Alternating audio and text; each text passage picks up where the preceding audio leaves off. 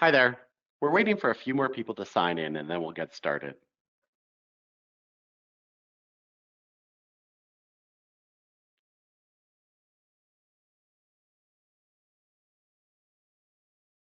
Thanks for joining us for today's webinar. Today we're going to explore the features that people actually use on their intranets.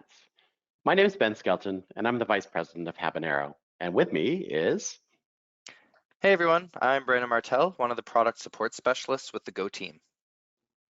We're excited to have you with us today. Today's webinar will be approximately 30 minutes. We won't have a live Q&A after the webinar, but feel free to enter questions and comments in the chat and we'll follow up with you after. We'll also be sending everyone a link to the recording. For those of you that aren't familiar with Habanero, we help organizations create better experiences for their employees and customers. This may include assisting an organization in better understanding and living their purpose and values, building stronger communications and community experiences, or supporting them through a digital transformation.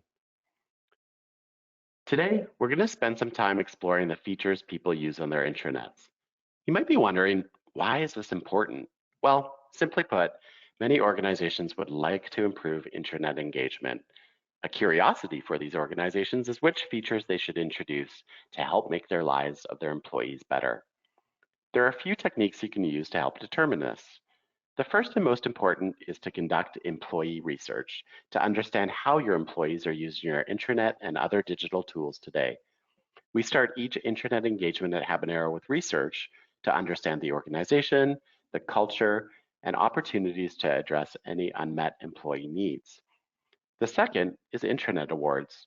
Nielsen Norman and Step 2 both have well-regarded intranet award programs, and their reports have a ton of great ideas and examples of features you might want to introduce on your intranet. However, while these awards are a great source of inspiration, it's difficult to know without additional research if a feature is likely to be successful in your organization. Finally, analytics. Analytics are an important tool, but they're more useful at telling you what employees are doing or not doing on your intranet, and not necessarily what they need or want to do. However, they're still an important tool and form the foundation of today's presentation. Today, we're going to help you understand which features you might want to introduce to your intranet by leveraging the aggregated analytics from our customers' Go intranets. For those of you that aren't familiar with Go, we created the product 7 years ago to help fast track the development of an organization's intranet on Microsoft 365. A few years ago, we rebuilt Go from the ground up for modern SharePoint and Microsoft Viva.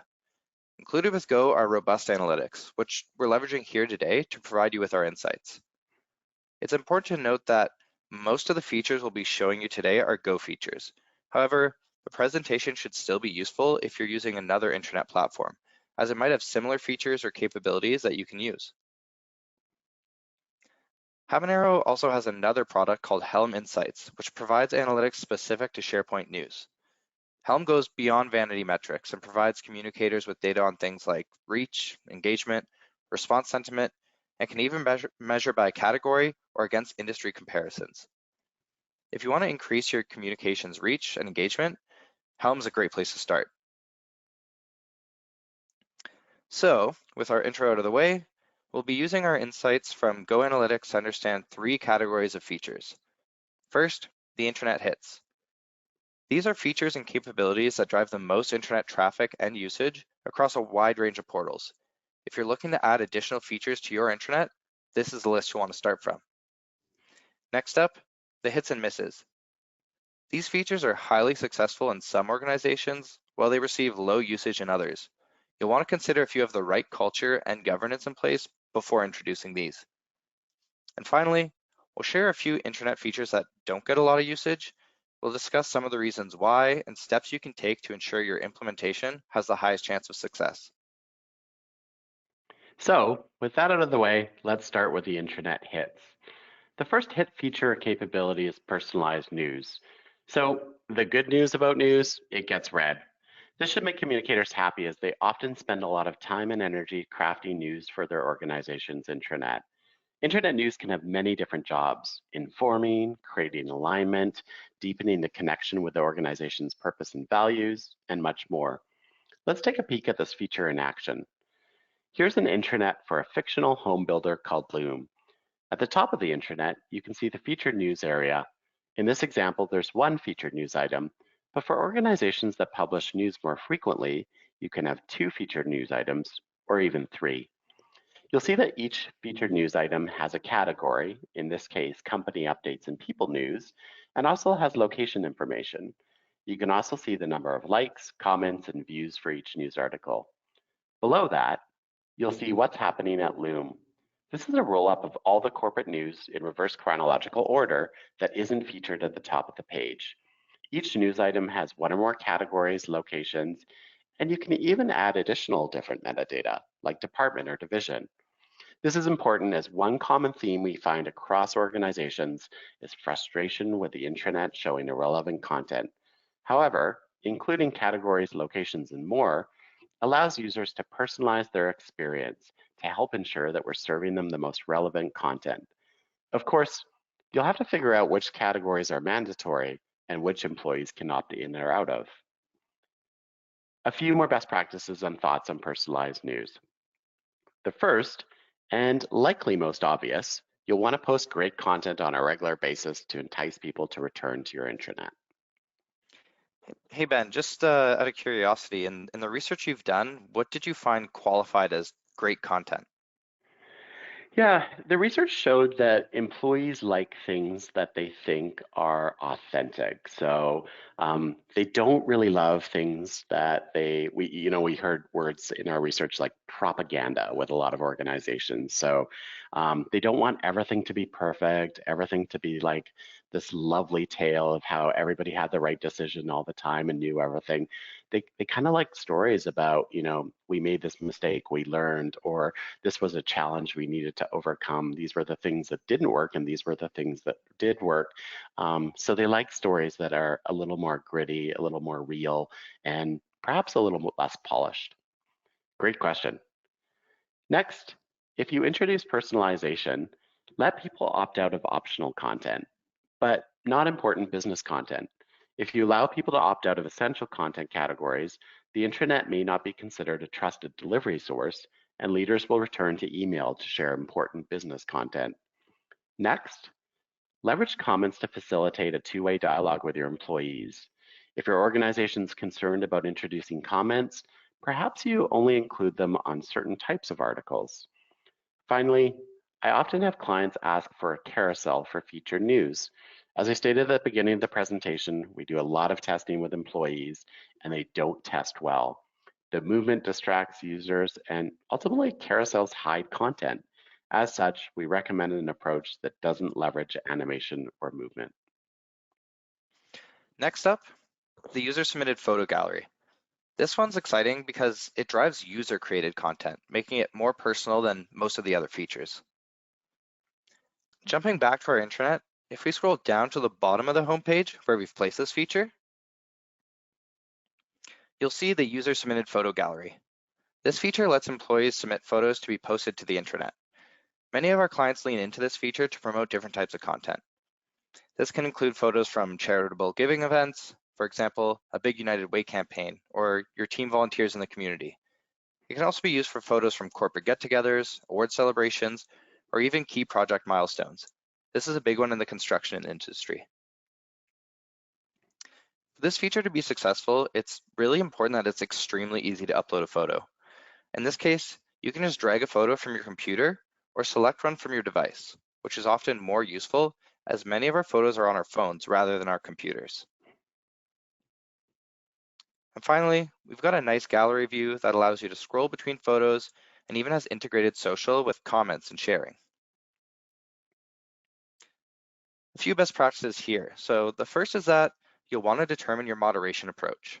Some of our clients allow employees to post a photo without moderation, and users can flag any content that's questionable. Your organization could also add photos to a moderation queue to be approved or rejected prior to being showcased. Each company's culture is different, and you'll have to do what's right for you. Ben, are there any insights you can share on when to use a moderation queue or not? Yeah, it's funny. We spend a lot of time in meetings in organizations. This comes up with comments and user-generated social content and photos. Should we allow people to just post these? Should we have a moderation queue? And what I find the most fascinating is the organizations that we spend the most time talking about what happens if there's bad user behavior or should we allow it.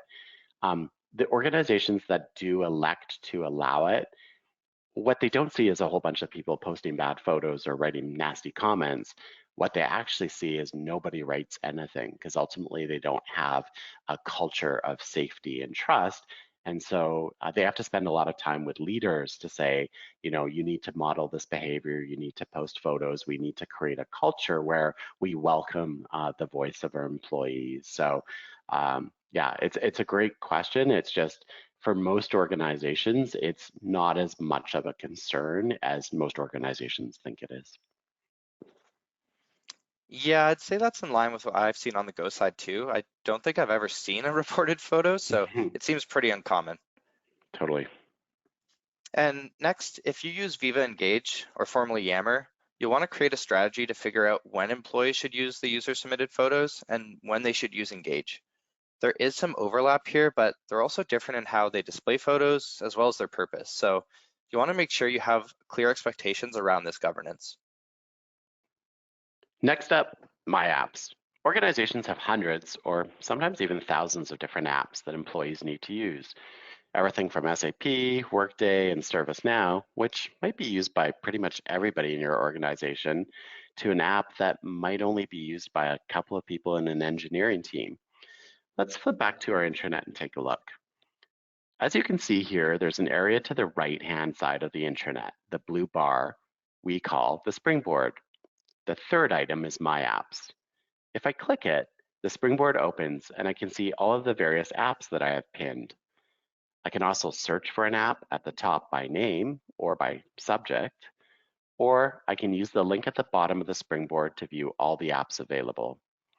As you can see, the directory allows me to filter by different metadata, role, department, pretty much any other metadata is supported, or I can see suggested apps for me. My Apps is awesome as it puts all of your enterprise apps and services in one place and makes it incredibly easy to access. In order to make My Apps really rock, you'll want to make sure that you capture all of the enterprise apps and services that are available. You'll also want to pre-pin a selection of common apps. And it's really important to not just rely on the app name. For example, you might be using Concur, but you'll want to include in the description that it's used for travel expenses. That way, when users search for travel or expenses, Concur will appear, making app discovery easy for all. And next up is Favorites. As you can see, Favorites lives in the Quick Links area of the springboard. Favorites is where employees can create links to intranet pages or other tools and resources that are important to them.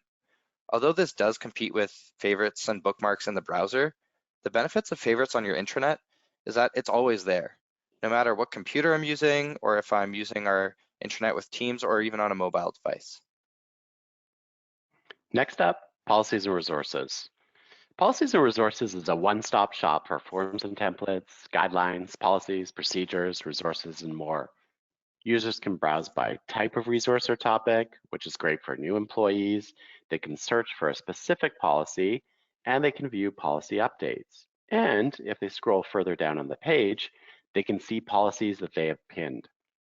Although policies and resources might not get the same traffic and engagement as your intranet's homepage, it's definitely a winner when it comes to deeper intranet section engagement. Some of the best practices we have for policies and resources includes making sure you use clear names and accurate metadata. Brandon, I know you see this quite a bit. Is there an example you could share? Yeah, a great example would be when you have two policies that have the same name for multiple departments. So something like travel policy. Instead of relying on metadata to determine which one is the right one, you'd instead want names like travel policy for field employees and travel policy for corporate employees. Nice, that makes sense. You're also going to want to ensure you have strong content lifecycle management in place. You'll want to make sure your policies and resources library is the authoritative source. So you'll want to review all of your assets on a regular basis to make sure they're up to date and accurate. Another thing you'll want to do is set it up to search different document libraries. For example, in many organizations, HR might put their policies in one document library, while finance put theirs in another, and IT puts theirs in a third. That's okay, that's life. But you'll want to make sure that the policies and resources feature is set up to index all of the repositories, so users only have to go to one place to find what they need. Finally, in some organizations, you might be using another ECM solution for policies. That's okay. The official policy may live in another system, but you'll want to create a link to the policy in the policy and resources area. This will allow you to add a description and metadata, which will enable it to appear in search while still having the policy live and be managed in another system. Next up, accordions. This is a bit of a weird one as it's a text content feature, but our data shows it's widely used in our Go intranets. As you can see here, accordions hide content until a user clicks on the content to reveal it. This can be useful in scenarios where a user might want to scan a lot of different types of content, but they're unlikely to read all of it. A great example of this is FAQs, or questions and answers. Now, we don't have a ton of best practices for accordions, but we do want to issue some caution. You don't want to overuse them. If your users are likely to want to read all the content on a page, accordions might not be the best thing to use. The risk of users missing information is greater than the cost of having to scroll down a page a bit longer. And our last intranet hit, and also an in-page element, is buttons. Now, we often rely on links on an intranet, but buttons can be very useful for calls to action or external links on pages. They're more likely to get a user's attention as they're much more visible and give a sense of action, as you can see from our dental benefits button. Awesome. So that's our intranet hits. Personalized news, the user-submitted photo gallery, My Apps, favorites, policies and resources, and in-page elements, including accordions and buttons. Now let's talk about the hits and misses. And the first one, it might surprise you. It's search. Now, I probably don't need to demo search to you, although search in Microsoft 365 is quite strong. It leverages machine learning and the Microsoft Graph to present the most accurate results tailored to each user, meaning that every user's results will be different. It also supports bookmarks, which used to be called promoted results or best bets, acronyms, and even questions and answers. Now, you might be wondering, why is search a hit and miss? Well, it comes down to the fact that there's high variability between organizations. Some seem to use it more than others. The same happens with users. Some users use search for pretty much everything, and some go out of their way to avoid it at all costs. In addition, as users leverage favorites and pinning and My Apps and policies, the intranet tends to mold around their preferences, and they don't need to use search as much. However, there are some best practices you can leverage to make search as effective as possible. The first, you'll want to review your search logs and any search feedback. This can provide useful insight into the bookmarks you might want to add to get users to the right information more quickly.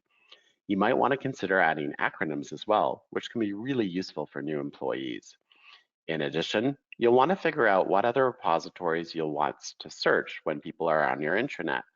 Do you want search to also query SharePoint collaboration sites or ServiceNow knowledge base articles? It's all possible, but you'll want to have a strategy. Finally, the same best practice for policies and resources applies to search globally.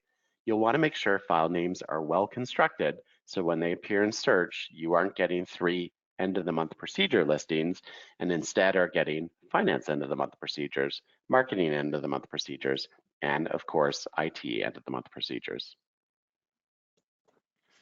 And next up is one of my favorite features, recognition. This is an interesting one as some organizations have moderate usage and some have more usage in a month than others do in an entire year. Let's take a look. Our recognition feature appears on the homepage and shows the last 3 recognitions. You can recognize up to 10 individuals or even a team or a group. You can then indicate why you're giving the recognition. This can be made to be even more meaningful because you can tie these into your organizational values, recognize attributes, or behaviors that are important to you. And finally, you can create a description of why you're providing the recognition or feedback. We've done a lot of research on recognition, and one thing we discovered is that some people don't like providing public recognition, and are unlikely to use a system that doesn't provide the ability to leave private recognition.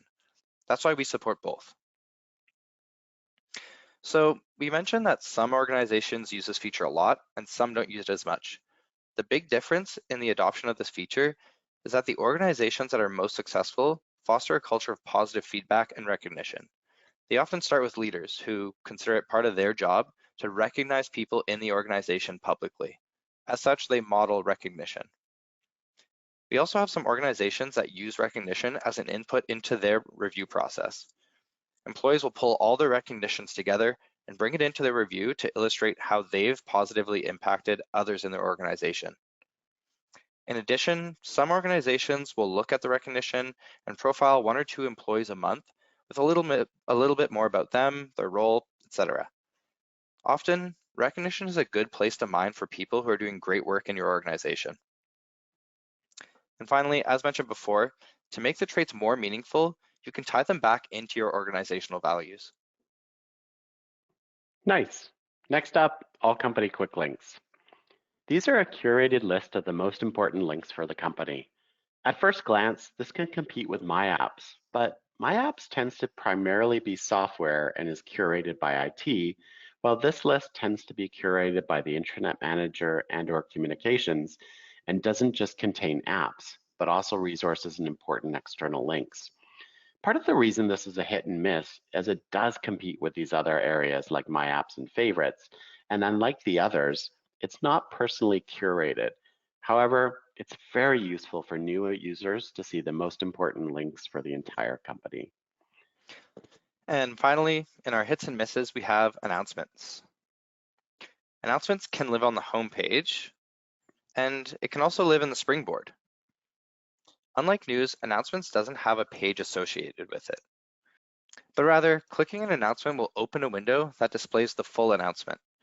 Announcements are a great way for time-sensitive communications, such as operational updates, leader updates, or important news. We've also seen them used to showcase people news like promotions and retirements. Announcements could also be used to notify intranet users of new features after an update or showcase new content like a company event. Organizations that see the most success with this feature leverage it frequently to communicate with and update users, making it an important place to visit on the intranet. And those are our intranet hits and misses: search, recognition, all company quick links, and announcements. So finally, let's talk about our low performers. The first and one that might surprise you is the People Finder. The People Finder lives in the springboard and allows you to search by name, location, role, etc. You can click to call, email, or even launch a chat in Teams. And you can also click their name and see their Microsoft 365 profile card. This includes a ton of information, including their full contact details, their Delve bio, and even files they've shared with me. You might be wondering, this seems really useful. So Brandon, why does this get low usage? Yeah, that's a great question. Ultimately, it comes down to competition. People information is available all over the place. You can find it in Outlook, you can find it in Teams. Some organizations even have their own specialized people directory. So the intranet isn't the only place you can find people information. That makes sense. However, there are some best practices to make sure your People Finder performs well. The first is regarding Azure Active Directory, or what's now called Entra ID. You'll want to make sure your Entra ID data is clean and up to date. In many organizations, this is a huge struggle. The more user information stored in Entra ID, the better. This will help improve the People Finder search experience. Next, you'll want to add manager and team structure. This will make the org structure mapping in Microsoft 365 more accurate and relevant. And finally, you'll want to consider having users add their special skills in their Delve profiles. Now, I'm not going to lie to you. This can be hard to do, but it can also really help make your People Finder more relevant and useful. Next up is events. Events shows upcoming organizational events, and like news and announcements, users can select their preferences to only show certain categories of events or events in certain locations. Now, unfortunately, events fails to receive high engagement in most Go intranets when comparing it to similar features like news. Clicking on an event goes to a detailed event page about the event, supporting things like event registration, an ICS file to add it to your calendar, and registration details such as attendee limits or deadlines. The events listing web part can even support a calendar view, which is especially useful when looking at overlapping events. Now, although it's relatively low use, there are some things you can do to make events more useful and increase engagement. One is to think about it more as an organizational calendar, instead of just strictly business and social events. You might detail current and future projects that are happening, including their timeline and updates on the project and the event details. We're also interested to see if events start to get more use now that we've introduced registration and waitlisting directly into Go. Before these new capabilities were added, it made sense for a lot of smaller events to just use Outlook, but if people want to host an event with limited capacity or automatically manage registration and waitlisting, they might be more likely to use the intranet's events capability. Finally, stocks and weather. Stocks might be a shocker to your executive leadership, but we find that most employees don't interact with this component. They might glance at the price, but for most, it's not top of mind and something they use all the time. Weather's also an interesting one. It's a feel-good feature that everybody likes to see, but it's not something that they interact with. However, one reason they might not get a ton of usage is that their live tile in the Springboard shows the essential information, meaning that the employee doesn't need to click in to see either. And that's our last low performer. Our low performers, People Finder, events, stocks, and weather. Thanks for joining us today. I hope our webinar provided you with ideas for new features you could introduce on your intranet and best practices to increase employee engagement. If you have questions or feedback, please give us a shout.